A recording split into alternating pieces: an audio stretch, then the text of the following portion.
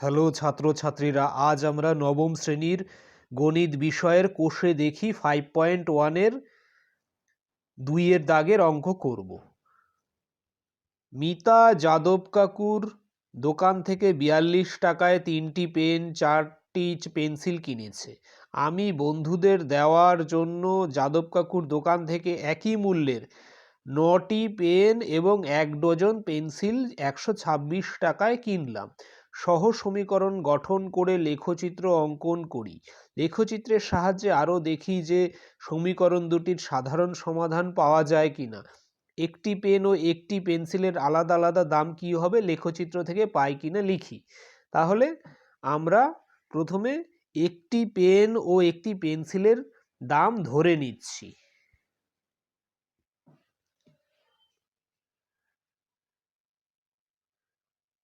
ধরি একটি পেনের দাম x টাকা। ধরি একটি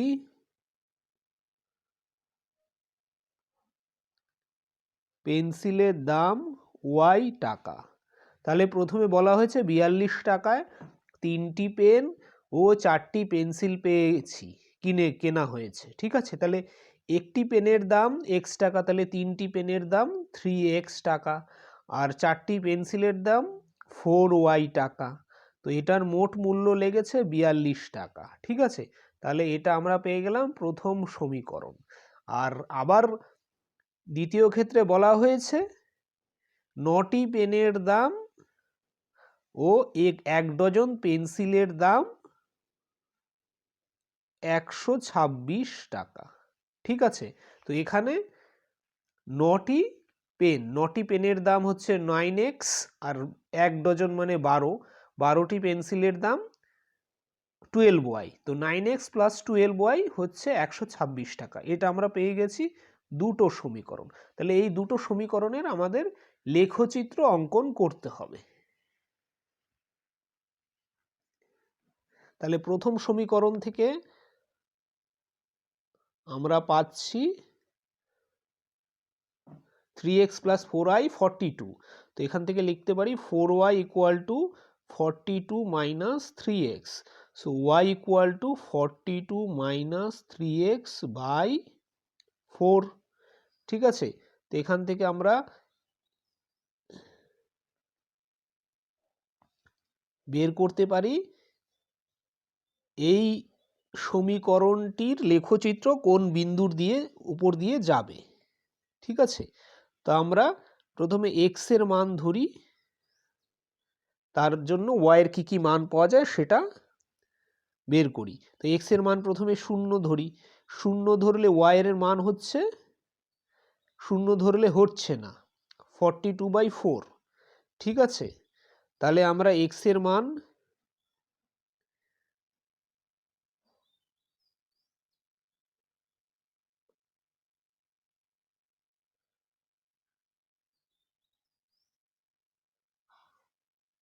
6 ধরি। x এর মান প্রথমে 6 ধরি। 3 × 6 = 18। 42 - 18 হচ্ছে 24। তাহলে 24কে 4 দিয়ে ভাগ করলে 6। তাহলে 6,6 বিন্দু দিয়ে যাবে লেখচিত্রটি। আচ্ছা,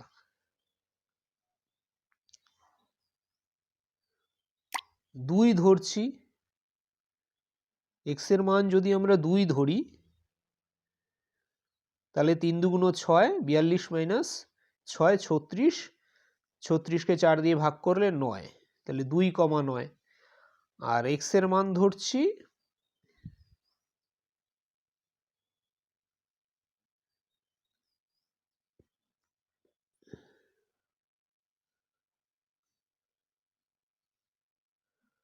10। x এর মান যদি 10 ধরি, 3 × 10 = 30। 42 - 30 হচ্ছে 12। 12কে 4 দিয়ে ভাগ করলে 3। তাহলে আমরা 3টে বিন্দু পেয়েছি। তো দুটো বিন্দু দিয়ে এর লেখচিত্র অঙ্কন করা যায়, তোমরা 3টে বিন্দু দিয়েও করতে পারো। ঠিক আছে, আর দ্বিতীয় সমীকরণটাও আমরা এভাবে বের করি। 9x + 12y = 126। তো এখান থেকে 12y equal to 126 minus 9x, তাহলে y equal to 126 minus 9x by 12। ঠিক আছে, তো এখানে একটা ইন্টারেস্টিং জিনিস লক্ষ্য করা যায়, এখান থেকে উপরের সমীকরণ থেকে এখান থেকে আমি 3 কমন নিলে এটা হবে 42 মাইনাস 3x বাই 12। এখান থেকে 3 12 কাটলে 4 থাকছে, তাহলে হচ্ছে গিয়ে 42 মাইনাস 3x বাই 4। তাহলে আগের সমীকরণে যা পেয়েছি y, ডান দিকে পেয়েছি 42 মাইনাস 3x বাই 4, এখানেও আমরা পেলাম 42 মাইনাস 3x বাই 4। ঠিক আছে, তাহলে এখান থেকে আমরা স্পষ্টতই বলতে পারি এর ক্ষেত্রেও একই বিন্দু পাওয়া যাবে, একই বিন্দুগুলিই পাওয়া যাবে। ঠিক আছে, একই বিন্দু পাওয়া যাবে, আরো বিন্দু পাওয়া যাবে, কিন্তু আরো অন্যরকম বিন্দুও এখানে বের করা যেত, কিন্তু ওই বিন্দুগুলি এর মধ্যেও থাকতো, এই সমীকরণকেও সিদ্ধ করত। ঠিক আছে, তাহলে এখানে আমরা গ্রাফ প্লট করে দেখি কেমন দেখায়। তা আমরা এটা গ্রাফটা খাতাই করছি, তোমরা গ্রাফ পেপারেই অবশ্যই করবে এটা। y y প্রাইম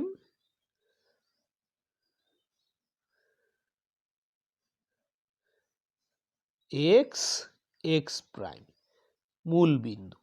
তাহলে এদিকে আমরা ধরছি এক একটি ঘরকে 5 ধরছি, 10 20। ঠিক আছে, 15 20, এখান থেকে আমরা 5 ধরছি, এটা 10 15 20, এইদিকে আমরা 5 10 15 20। ঠিক আছে, আচ্ছা এবার আমরা তাহলে বিন্দুগুলো প্লট করি। 6,6 5 6,6, তাহলে এখানে 5 এদিকে 5, তাহলে 6 এখানে 6, এই জায়গায় হবে 6,6 এই বিন্দুটি, এটা একটা বিন্দু হবে। 2,9 2,9 হলে x হবে 2, y হবে 9, এখানে একটা বিন্দু হবে 2,9, তো এটা হবে 6,6, এই বিন্দুটা হবে 2,9। এই দুটো বিন্দু যুক্ত করলেই আমরা লেখচিত্রটি পাবো, কিন্তু আমরা 3টে বিন্দু করে দিচ্ছি। 10,3 10,3 এই জায়গায় হবে। ঠিক আছে, তো 3টে বিন্দু করলে সুবিধা হচ্ছে আমরা বুঝতে পারবো যে এটা একই সরল রেখায় আছে কিনা, কারণ 3টে বিন্দু যত বিন্দুই নেই সেটা একটি সরল রেখার উপরেই থাকবে। তাহলে এখন এদের আমরা যদি যুক্ত করি,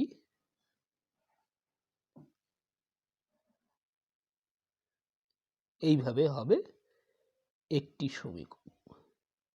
সমীকরণ 1। সমীকরণ 1-এ এই বিন্দুগুলি ছিল 6,6 2,9 10,3, আর সমীকরণ 2-এও একই বিন্দু রয়েছে। ঠিক আছে, তাহলে সমীকরণ এর উপরেই আরেকটি সরল রেখা হবে। দ্বিতীয় সমীকরণের যে লেখচিত্রটি হবে সেই প্রথম সমীকরণের উপরেই হবে, সমীকরণের লেখচিত্রের উপরেই হবে। দুটো লেখচিত্র একে অপরের সাথে মিশে যাবে।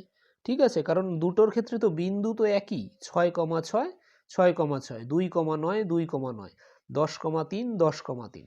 তাহলে এই লেখচিত্রটি এখানে অ্যাকচুয়ালি দুটো সমীকরণের লেখচিত্র বোঝানো হয়েছে। একটা এখানে প্রথমে রেখেছে সমীকরণ 1, এবং দ্বিতীয়টি এর উপরেই সমাপতিত হয়েছে। তাহলে আমরা এখান থেকে লিখতে পারি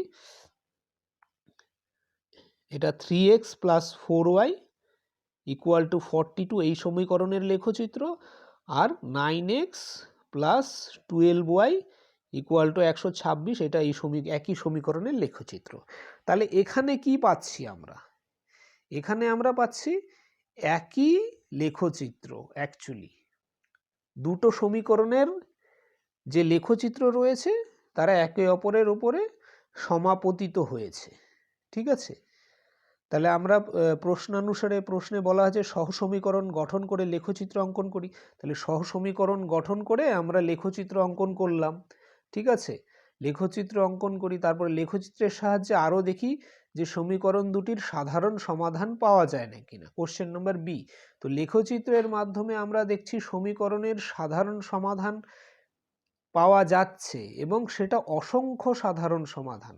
যেমন দুটি লেখচিত্র যখন একটি বিন্দুতে ছেদ করে, একে অপরকে একটি বিন্দুতে ছেদ করে, ঠিক আছে, সেই ক্ষেত্রে আমরা একটি সাধারণ সমাধান পাই, কিন্তু এখানে অসংখ্য সাধারণ সমাধান পেয়েছি। ঠিক আছে, দুটি লেখচিত্র একে অপরের সাথে সমাপতিত হয়েছে বলে আমরা অসংখ্য সাধারণ সমাধান পেয়েছি।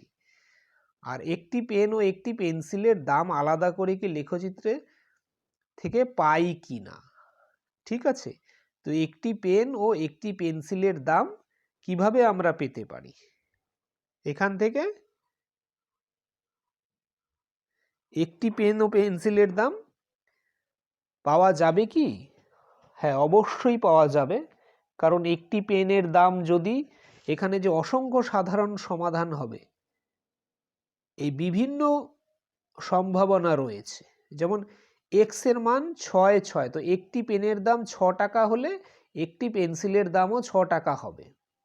আবার একটি পেনের দাম 2 টাকা হলে একটি পেন্সিলের দাম 9 টাকা হবে। তাহলে আমরা পেন ও পেন্সিলের বিভিন্ন দাম পেতে পারি, একটা নির্দিষ্ট দাম না। যেহেতু অসংখ্য সাধারণ সমাধান রয়েছে, তাহলে আমরা বলতে পারি একটি পেনের দাম বিভিন্ন রকম হতে পারে, আর সেই অনুযায়ী পেন্সিলের দামও পরিবর্তন হবে। যেমন 6 টাকা হলে পেনের দাম যদি 6 টাকা হয়, পেন্সিলের দামও 6 টাকা। পেনের দাম যদি 2 টাকা হয়, পেন্সিলের দাম 9 টাকা। পেনের দাম যদি 10 টাকা হয়, পেন্সিলের দাম 3 টাকা। আরও সমাধান বের করা সম্ভব, অসংখ্য আরও বিন্দু বের করা সম্ভব, কারণ একটা সরলরেখার উপরে তো অসংখ্য বিন্দু থাকে, আমরা আরও বিন্দু বের করতে পারি। তো এইভাবে আমরা একটি পেন ও একটি পেন্সিলের দাম বের করতে পারবো। ঠিক আছে,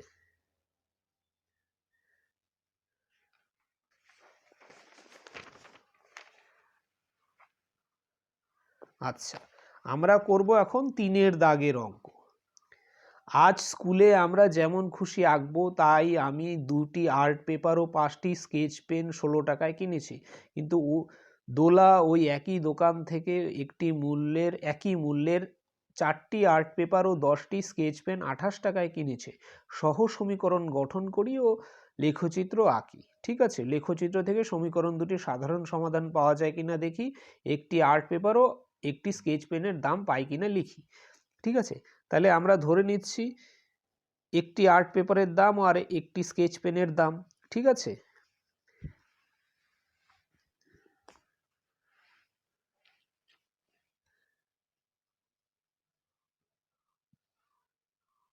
ধরি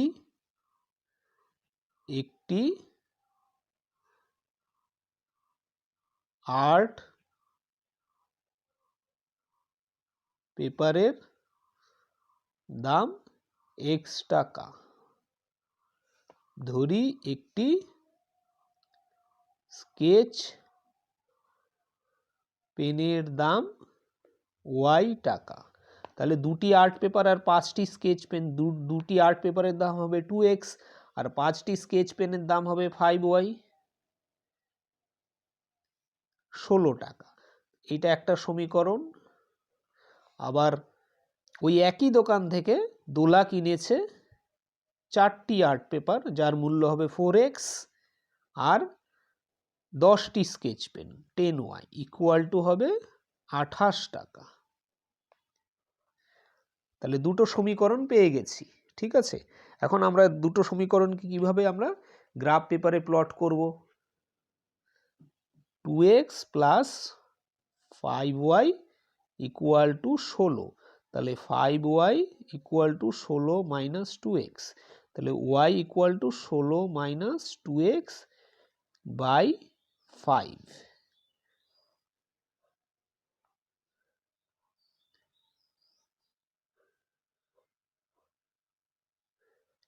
তাহলে x এর আমরা বিভিন্ন মান নিচ্ছি। x এর মান যদি এখানে 3 ধরি, y এর মান 2 হবে। ঠিক আছে, আর এক্স এর মান যদি আমরা 8 ধরি, ওয়াই এর মান হবে 0। এক্স এর মান যদি আমরা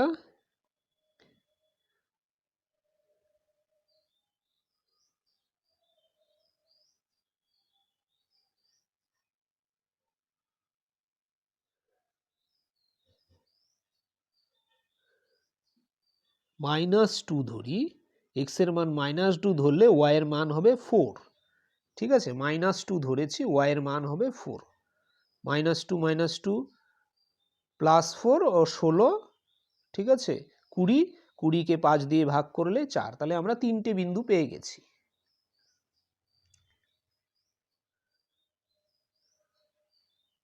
এবার দ্বিতীয় সমীকরণ, 4x + 10y = 28। তাহলে 10y = 28 - 4x,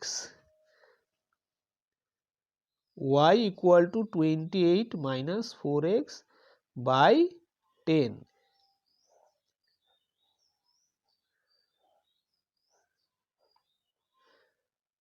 x by y। এখন x এর মান যদি আমরা 2 ধরি, y এর মান হবে 2, 8 বিয়োগ করলে 20/10। x এর মান যদি আমরা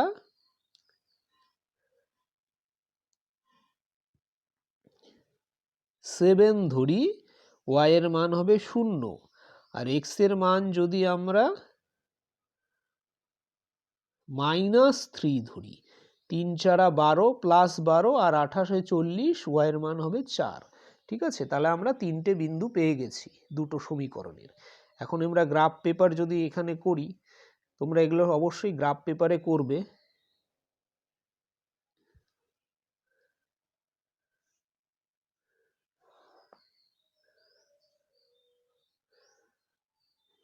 x x prime, y y prime. প্রথমে দেওয়া রয়েছে 3, 2, 8, 0, -2, 4। তাহলে এখান থেকে আমরা এক কাজ করি, এখান থেকে এটুকু 5 ধরি, 10 না, আমরা যেহেতু এটা বড় সংখ্যা নেই, তাহলে আমরা ছোট ছোট এখানে 2 ধরি, 2, 4, 6, 8, 10, 12। ঠিক আছে, 2, 4, 6, 8। ঠিক আছে, এইভাবে ধরছি।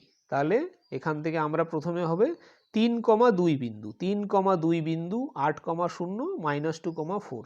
তাহলে 3, 2 বিন্দু, 3 হবে এখানে, 3, 2 বিন্দু, যেহেতু এখানে 2 ধরেছি, এটা 4, 3, 2 বিন্দু। ঠিক আছে, তারপরে রয়েছে 8, 0। তাহলে 8 হবে এখানে, এইখানে হবে 8, 0 এই বিন্দু, 8, 0। তারপরে রয়েছে -2, 4। তাহলে x এর মান -2 এখানে হবে, আর 4 হবে এইখানে। ঠিক আছে, তাহলে -2, 4। তাহলে এই 3টে বিন্দুকে যদি আমরা সরল রেখায় যুক্ত হয় কিনা দেখি। 3টে বিন্দু সুন্দরভাবে সরল, এটা তোমরা অবশ্যই স্কেল দিয়ে গ্রাফ পেপারে সুন্দরভাবে করবে।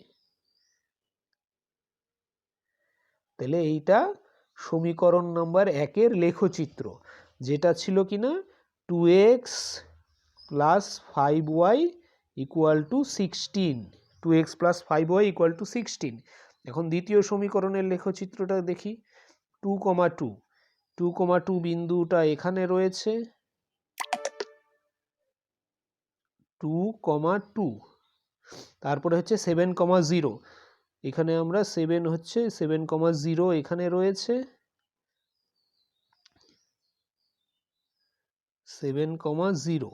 তারপরে হচ্ছে -3, 4, সো -3 হবে এইখানে, 4 হবে এইখানে। ঠিক আছে, এটা হচ্ছে -3, 4। তাহলে এখানে একটা অদ্ভুত ব্যাপার করা যাবে। এখন যদি 3টেকে আমরা বিন্দুকে যোগ করি, তাহলে দেখা যাবে এটা এইভাবে গেছে। বুঝতে পেরেছো? জাস্ট এটা উপর দিয়ে গেছে, এর প্যারালালি এইটা গেছে, প্যারালাল মানে এই লেখচিত্রটি আর এই লেখচিত্রটি একে অপরের সাথে প্যারালাল। এটা হচ্ছে দ্বিতীয় সমীকরণের 4x plus 10y equal to 28, এটা হচ্ছে 2x plus 5y equal to 16। তাহলে এই লেখচিত্র দুটি কোনোদিনই একে অপরের সাথে মিট করবে না বা একে অপরকে ছেদ করবে না, কোনো নির্দিষ্ট ছেদ বিন্দু নেই। যেমন আগের অঙ্কে তোমরা দেখেছো এরা একে অপরের সাথে সমাপতিত হয়, আর একের দাগের তোমরা অঙ্কে দেখেছো একটি বিন্দুতে ছেদ করে। এখানে এই দুটো সমীকরণের লেখচিত্র কোনো নির্দিষ্ট বিন্দুতেই ছেদ করে না, তাহলে কোনো সমাধানই নেই। এই দুটো লেখচিত্রের কোনো সমাধানই নেই, ঠিক আছে? এই দুটো তার মানে এই সমীকরণের কোনো সমাধানই নেই, সাধারণ সমাধান নেই বলতে হবে। এই সমীকরণের কোনো সাধারণ সমাধান নেই, ঠিক আছে? তাহলে এখানে আমরা দেখি কি বলেছে। সহ সমীকরণ গঠন করি এবং লেখচিত্র আঁকি। আমরা সহ সমীকরণ গঠন করলাম, লেখচিত্র আঁকলাম, লেখচিত্র থেকে সমীকরণ দুটির সাধারণ সমাধান পাওয়া যায় কিনা দেখি। তো সাধারণ সমাধান পাওয়া গেল না, ঠিক আছে? একটি আর্ট পেপার ও একটি স্কেচ পেনের দাম পাই কিনা লিখি। তাহলে আমরা তো একটি আর্ট পেপার ও একটি স্কেচ পেনের দাম তো এর থেকে বের করতে পারবো না। লেখচিত্র থেকে তো একটি আর্ট পেপার ও একটি স্কেচ পেনের দাম তাহলে বের করা সম্ভব নয়, এবং লেখচিত্রটা আঁকা যাবে কিন্তু সাধারণ সমাধান থাকবে না, ঠিক আছে? দুটো লেখচিত্রের কোনো সাধারণ সমাধান নেই।